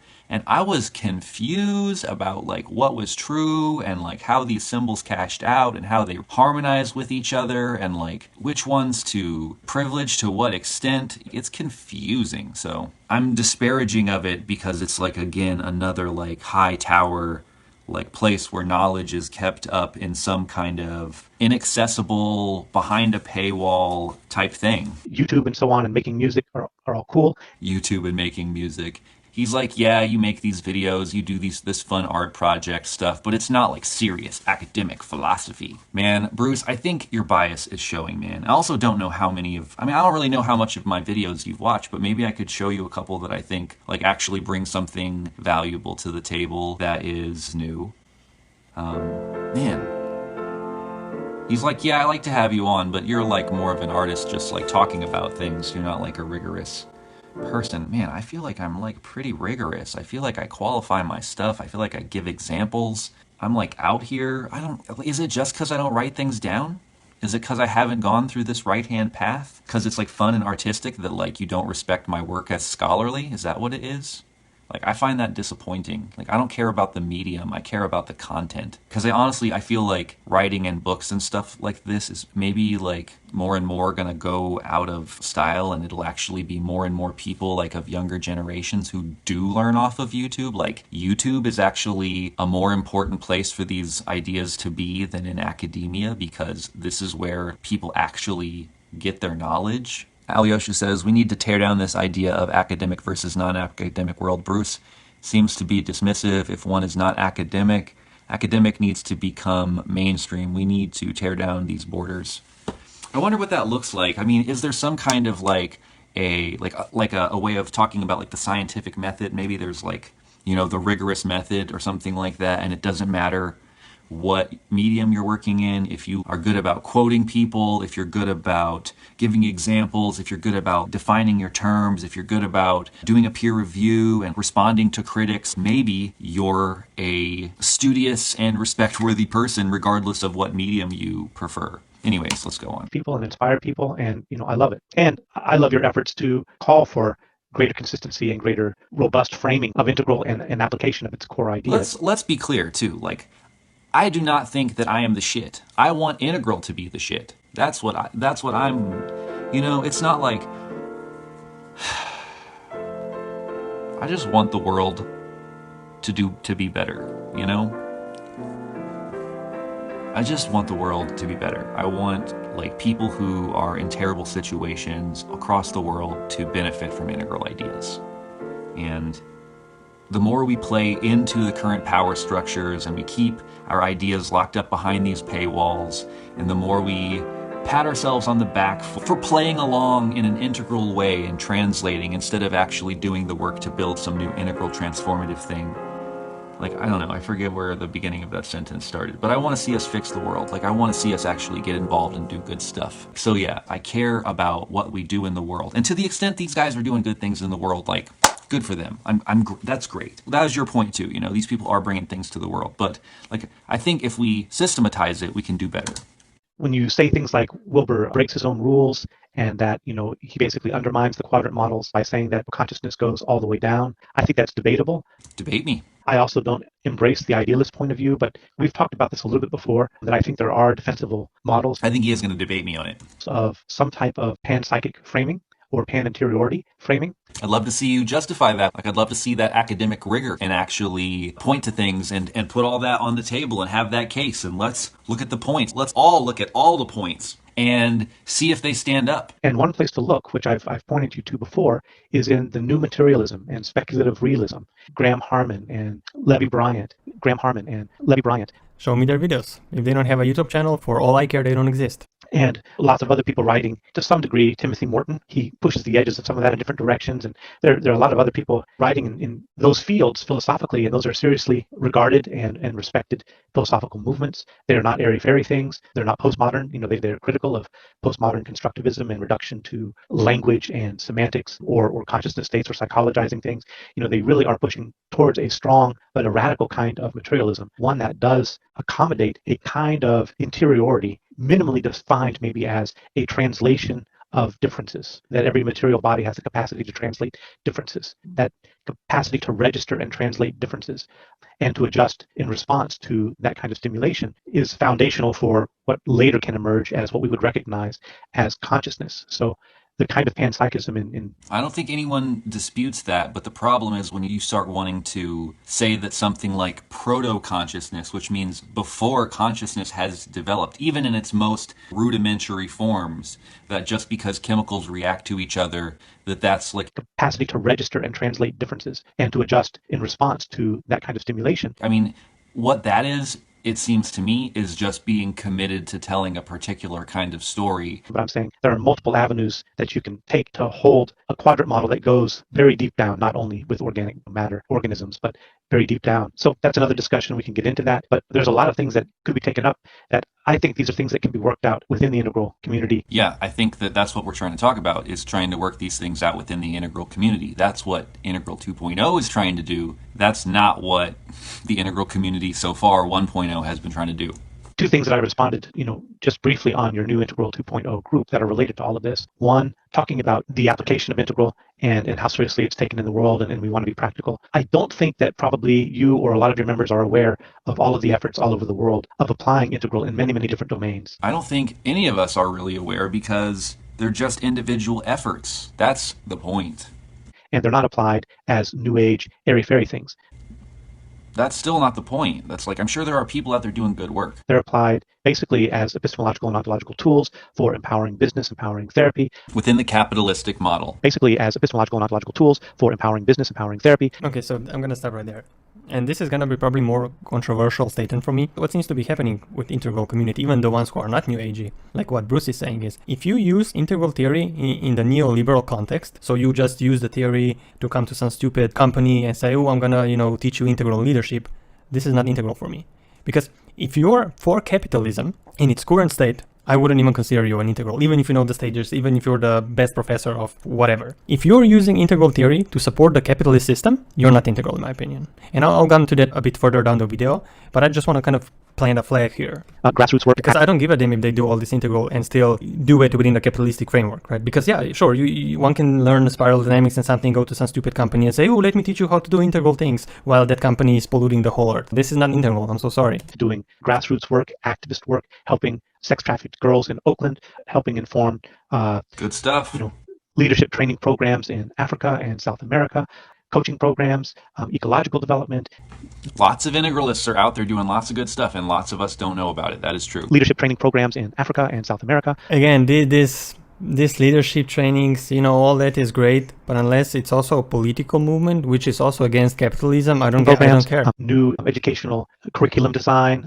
There's just so many broad applications that are out there and that Totally. are serious, that are grounded, that are practical. They're not flashed all over on popular media, but that doesn't mean that they're not out there, and that doesn't mean that good work isn't already being done. So we don't need to invent the wheel. We don't need to separate off and go ahead, definitely, if you want to do it, that's totally cool. But I'm saying there's much more going on here that you should probably be informed about before you. Is there some kind of group of integralists who are working together to refine the map systematically? Or are there just a bunch of individuals? Because that's all you're pointing to. Let's see, what are you posting here, Alyosha? Academia has had similar problems as chess.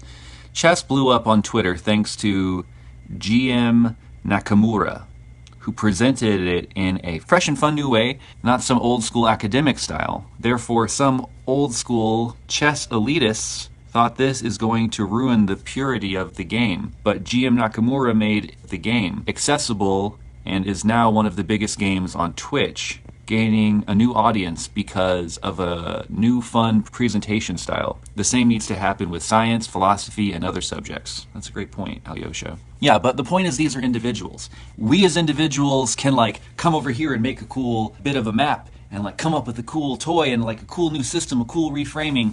But if at the end of the day, it only helps me as an individual do good work over here, it's not really bringing all the goodness to the table to the world that it could. It's limited. Waste time reinventing the wheel and neglecting a huge amount of work, decades of work that's already out there.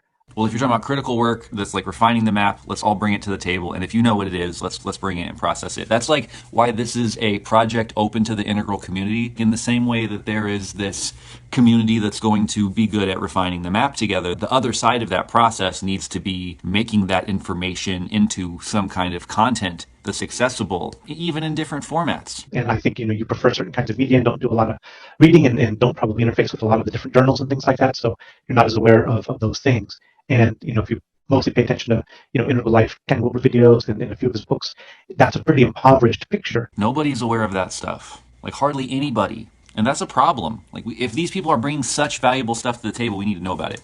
Of what's going on. So if you want to call for standards, and I think you should, I support that. But if you want to call for standards, then really inform yourself. That's what I would say.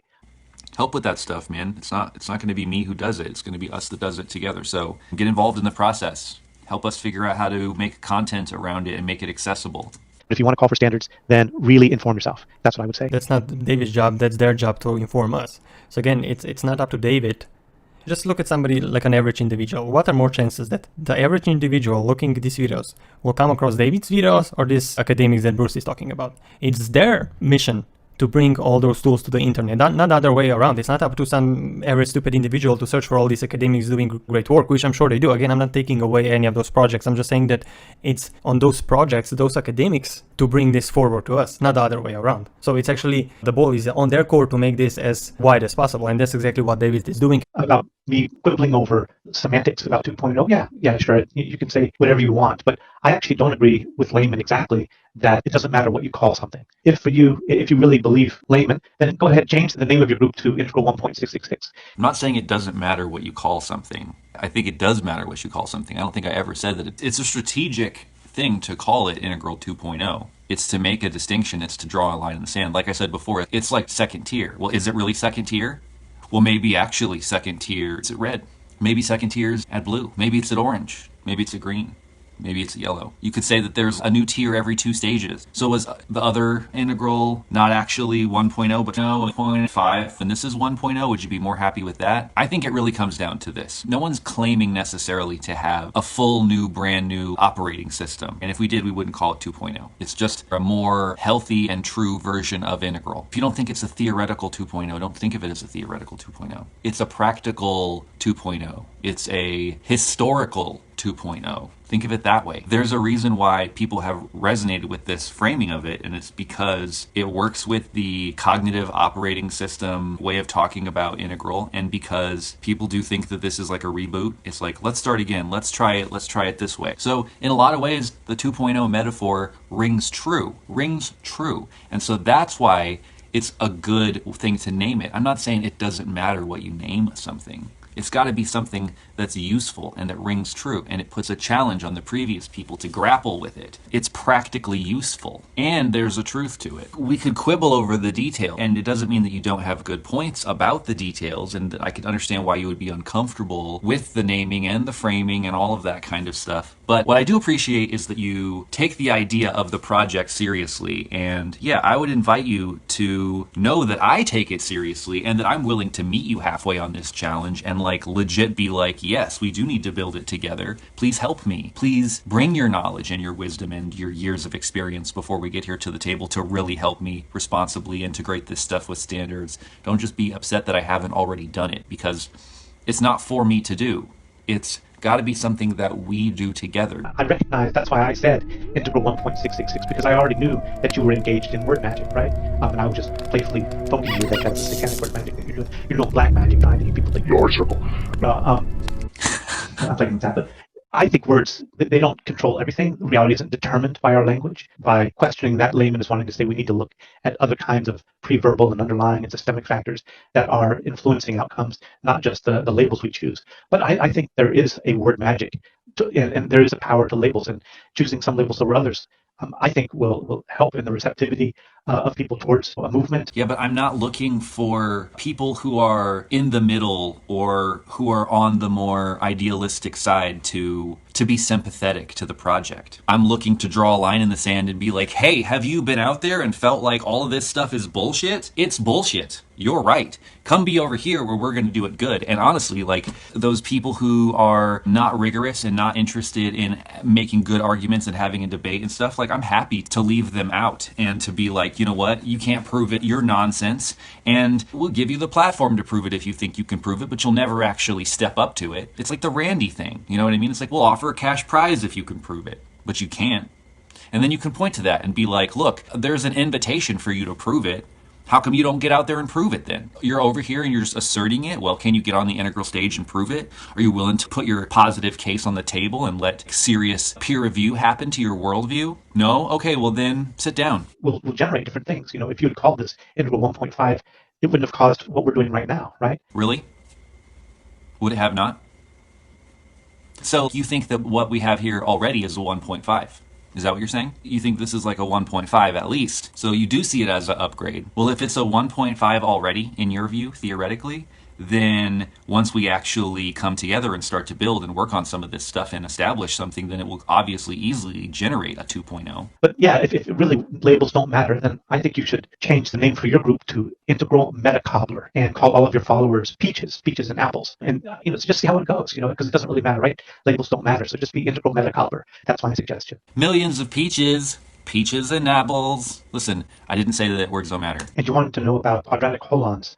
And I think that's Wilber's. In Wilber's model, all holons are quadratic. And actually, all holons are nested by definition. That's what a holon is these nesting of these quadratic structures. And I think what you're offering or what you're suggesting is that they're not all equiprimordial. All of the quadrants don't go all the way down, but that for you, maybe the upper right is primary, and then the others grow out of that. And so there's like a twist in there that you suggest. There's a privileging of one where maybe idealism would privilege the upper left quadrant, and materialism would privilege the upper right, whichever one is primary. But I think a holonic model basically says that there's an interiority and an exteriority that goes all the way up and down. Yeah, but that's in the context of holons. I'm not talking about quadrants at every level. I'm talking about the quadrants as nested holons, right? Like as quadrants nested within quadrants. And in different topics and different contexts, different things are primary. So it's like, yeah, in terms of cosmology, we'll say on an emergentist view, the interiors are nested in the exteriors. In terms of epistemology, the interiors are primary and you have to try to figure out what's going on out in the world. There's another one in terms of accuracy. Certain quadrants are more accurate and have better consistent data than others. Like you can't just value them all equally. There's a priorities kind of thing too, where people prioritize the quadrants differently, and that it's actually important to prioritize some quadrants over other quadrants, right? So I'm not talking about quadrants at each holonic level. I'm talking about the quadrants nested in each other in different orders depending on context. So that's different than Wilber's thing. But what counts as interior and exterior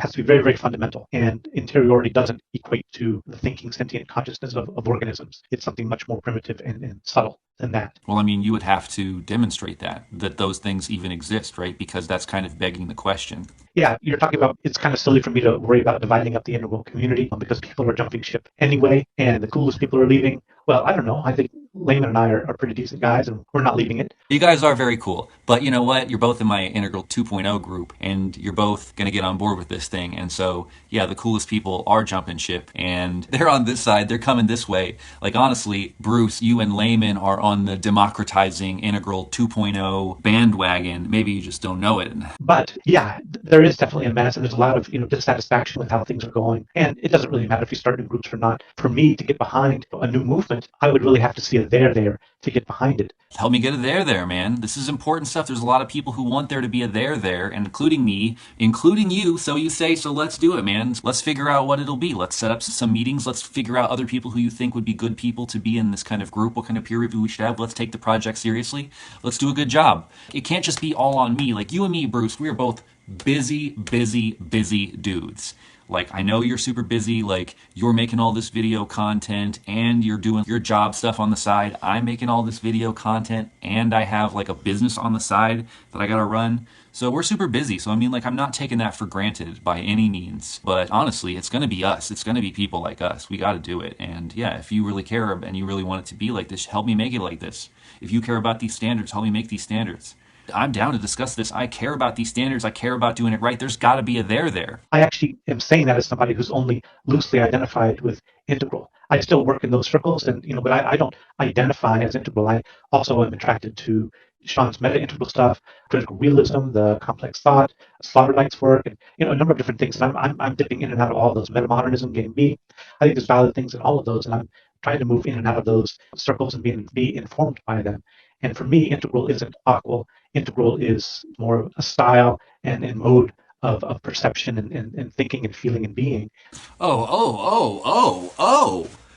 Integral isn't AQAL. It's a style and a mode of being and all this kind of stuff. Well, here you are holding my shit to this theoretical standard, and now it's not even a theory anymore. It's not AQAL. It's not the ingredients of the map. It's a style, and it's a way of being in the world, and then it's a 2.0, Bruce. By your own definition of what it is, it's 2.0. And that encompasses what's going on, I think, in certain aspects of critical realism or metamodernism or other things. So for me, yeah, my allegiance is with integral in that sense and wanting to promote its growth wherever it's going to happen. Hell but yeah. If I wanted to get something that, was actually opposing itself to integral in Wilber's sense and trying to replace it, I want it to be a really good, solid replacement that's well developed, that actually clearly goes beyond integral in many ways. Otherwise, I would say just get in the mix and be in the integral community and just make it better by sharing your ideas without having to necessarily create another group organized around a personality. Yeah, but that's what I'm already doing, Bruce.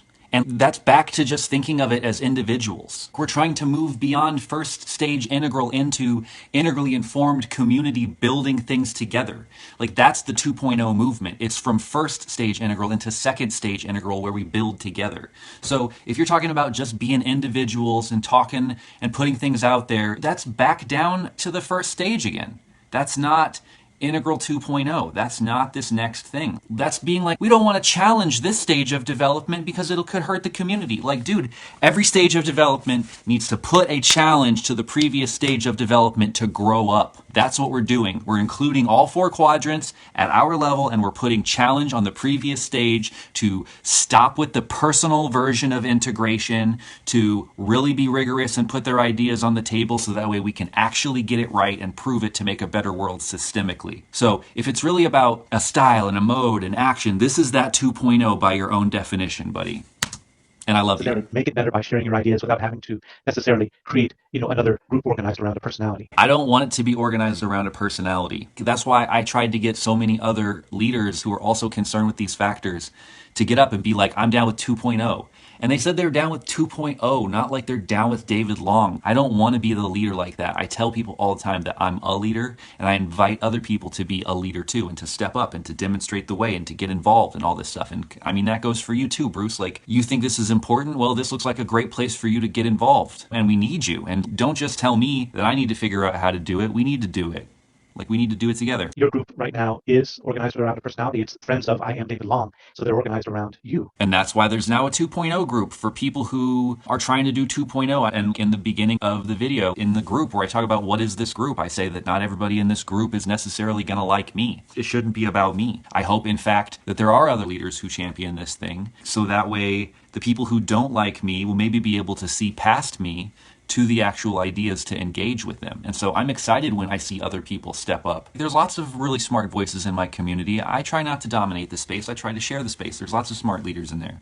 I mean, look, Bruce, like, you're in here. This isn't just about me. I'm actively engaging with your criticism. I promote your thing. I get on your stuff. We're leaders in this community, man. I'm not trying to make this about me. And I think you're also saying, but really what you want is for us to build it together. And yeah, that's great. Let's build it together. But then we don't need to organize it around a person. Right. It's called Integral 2.0. It's about principles. I think you're also saying, but really what you want is for us to build it together. And yeah, that's great. Let's build it together. But then we don't need to organize it around a person. Wrong. Now, this is something that where maybe even me and David Long will disagree. It just happens that the way our society works is we always look for cults of personality. It just seems like this is the natural way of doing it. Now, I'm not saying this is the best way, and I wish it wasn't like this. But even if you look, the most successful people in any domain are usually successful because there's a cult of personality around them. Let me give you an example. So, for instance, in YouTube community, Vosh, he went from 30,000 subscribers to 205,000 in like a couple of months, maybe 1, 2, 3 months. So it is called a personality, which is extremely important. Now, the problem is not the personality itself. The problem is whether that personality is intellectually honest. But it just happens that the way humans work at this moment is that we subconsciously look for cult of personality. Just look at Trump. Now, I'm not saying Trump is the best person, but here's a prime example. Why would anybody follow Trump? Because we are always, for whatever reason, looking for those cults of personality. That's why even cults work in general. That's why Wilber has a cult of personality. Now, of course, we can argue that that's good or bad. I'm not saying that that's necessarily good, but my broader point is that this is how things work in the internet space. We are looking for cults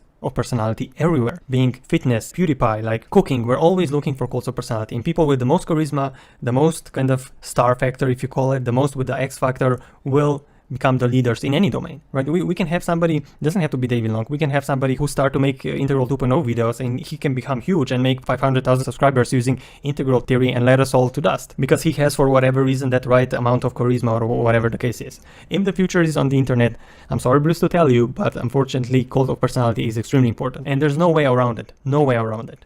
If you want to make Integral brand something, it usually needs to happen through a cult of personality. But it's extremely important that the person who's in charge is open to criticism and so on. And I feel like even if we do create Integral 2.0, whatever you want to call it, within David Long's cult of personality, as long as David Long is honest and is open to criticism and so on, then I will consider that as okay. There's nothing wrong with cult of personality, as this is how it's always been and it's inevitable that's going to happen. We just need to start doing our work and sharing our ideas and inspiring each other. So that's why I said I wasn't signing on to personally upgrading to Integral 2.0, but it doesn't mean I don't support you in your own efforts to want to be as integrant as you can and to build up an approach that meets your own standards. I think that's great. I support you. I'm with you in that. But yeah, my suggestion is that there's probably a lot that is already there that's not being appreciated. And to me, aware of all those things, I require higher standards to move to what I would call a 2.0 than what you've put forward so far. So yeah, that's why I said what I did. And I think that's as much as I have to share on that. So hope you're well, and I look forward to your response. Take care. Word. Well, let's get it, Bruce. I take your concerns very seriously. I think that we should definitely take a look at these people's work. I wouldn't want to discount it at all. If anything, like, I want to take it more seriously. I want to put it on the table and make sure we look at it and process it and get good stuff out of it. I want to build together. I don't want to just have a thing where, oh, we're just all in the community and we'll figure it out. 2.0 is the movement that builds these fundamental structures of how we refine together, and that's one aspect of it. Another aspect of it is that it gives birth to the integral movement. Also comes out with some kind of curriculum and integration process that has a certificate on the other side of it that is accessible and affordable to regular people, but is also critical and peer-reviewed and informed by this process of refining the map together. So yeah, we have a lot of work to do. and it's certainly a 2.0 based on your later standards. Maybe it's only a 1.5 based on your theory type standards, but it's definitely a 2.0 based on your integral is an action or a style or a way of being in the world definition. So yeah, that was Bruce's response. I love Bruce. Bruce is my buddy. And I love how we can criticize each other and still be friends. I have a lot of respect for people who can be like that. Alright, so after editing this and looking over it again, I have some final thoughts on it. One of the first things I want to say is I hope that everyone realizes that my tone is the way it is because I'm trying to make an entertaining and fun video here. So I'm a little bit overly dramatic, and I hope you enjoy that. All in all, I really appreciate what Bruce is doing here because he's actually helping me clear up a lot of misconceptions and misunderstandings that might have come up around my original 2.0 video. I'm certainly not claiming to have some new, hugely upgraded version of integral theory that I myself am bringing forward to the table and people are upgrading to my theory. I'm talking about building something new together. I'm talking about moving from early stage integral into a collective blooming of turquoise. Big up Joe Lightfoot in his book, A Collective Blooming. I'm certainly not trying to say that anybody who's not in my group is unhealthy or problematic, and I'm certainly not trying to say that the work that has been done before isn't of value or worth looking at. If I was saying those things, then I would think that Bruce would be incredibly right in wanting to be critical of me. The good thing is that it sounds like Bruce is actually on board with working some of this stuff out and building it together, and now that some of these misconceptions are cleared up, I'm excited to work with Bruce, I'm excited to see the ideas that he brings to the table, and I'm looking forward to seeing what we can build together and the impact we can have on the community and eventually the world. Hey David, I just finished watching your update to the Integral 2.0 response video, and I thought you did a great job with it. It was really hilarious. So, yeah, it was good. I just wanted to add a few comments here. We're going to have a conversation shortly on a forum. Recently, I said that I would have a hard time showing my support for what you're doing if you keep engaging with certain figures in the integral field in the way that I think you have been. So we want to talk that through, and I know you have criticisms that you want to level, and yeah, there are different things to talk about around that, so I'm looking forward to that conversation. But just in general about the 2.0 project, I guess I still stand by what I said that, when you ask us to say that we have upgraded to the 2.0 model, I wasn't ready to do that. I'm still not to say that I'm upgrading to your 2.0 model, but I do support most of the things that you want to do in terms of the values you're seeking and the increased rigor and standards and things like that. So I definitely support all of that. In your video, you asked whether I could do some work to bring forward or introduce different work that's been done in the integral field around meta theory and contributions and additions and expansions and things like that. And so I'm happy to say, actually, I've already been working on that. And the first video in a new series on integral meta theory called Meta Models was just posted today. And Layman and I are in that video discussing our own meta theories. He has his metaphysics of adjacency, and I have something called integral grammatology. So we both introduced those in that video. And then the video series is going to have a number of guests on to talk about some of the work that they've been doing to expand on integral theory or to create their own meta theories that are similar in aim but not in form. So yeah, hopefully members of your community can check those out, and I'll be happy to talk with you about some of that too. And yeah, we're going to be having a conversation in maybe a week or two. I'm not sure when we'll do it, but hopefully soon, around some of the community relationship things. So yeah, I look forward to that. That's it for now, and best luck with your project, and talk to you soon. Take care. Check out these endorsements. Hey guys, this is Sven Ferstel. I'm here in the Integral Day School in Winterthur, Switzerland, and I'm upgrading to 2.0. I'm super excited to start a movement and bring this stuff into the world. Hey, it's Joe Ludford from Handmade Moments, and I'm upgrading to Integral 2.0. Hi, my name is Nicole, and I'm currently a computer science graduate at USC, and I'm upgrading to Integral 2.0. Hello, everyone. Those of you in the Integral community, my name is Bernardo Merzaldi, and I am a Dell professional. I've been working and studying the integrative developmental theory for probably about 3 decades, but became involved more in the integral theory 15 years ago. And in just exploring different things, I was encountering these controversies and kind of different cliques and groups that have formed in the integral movement. And I have been quite discouraged about it, not finding really a place where dialogue can occur, where understanding can occur, and further advancement of us as human beings. And just by serendipity, I found David Long's video productions, and I found it extraordinary. The wealth of knowledge, his artistry, and his discernment, and be able to pick up the different subtleties between different theoreticians. And I really respect his work. I support his work. And I think that moving from Integral 1 to Integral 2.0 is certainly a worthwhile enterprise. Some people may not be able to engage in very thoughtful and even argumentative interactions from time to time, trying to clarify what is true, what is real. And that's pretty much what we should be here for as a community. So I would like everybody to become part of Integral 2.0. And one of the things that I hope that we can do is not just to sit down and philosophize, but also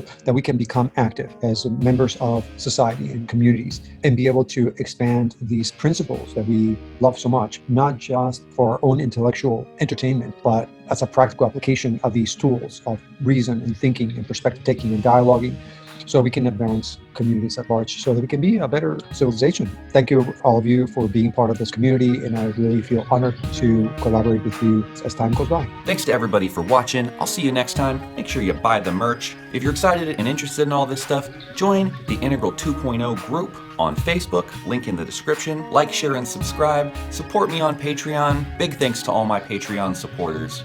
Much love, and peace.